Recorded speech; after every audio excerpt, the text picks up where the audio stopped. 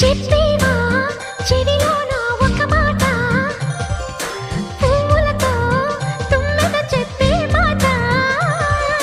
నీ చిరునవ్వు సాక్షిగా తాజ్ మహల్ నాదట, నీ పెదవంచు సాక్షిగా షాజహాను నేనట. నీ తీయని ప్రేమకి నా పెదవే నజరానా, నీ బయటకి నేనిక బానిసనే నెరజానా.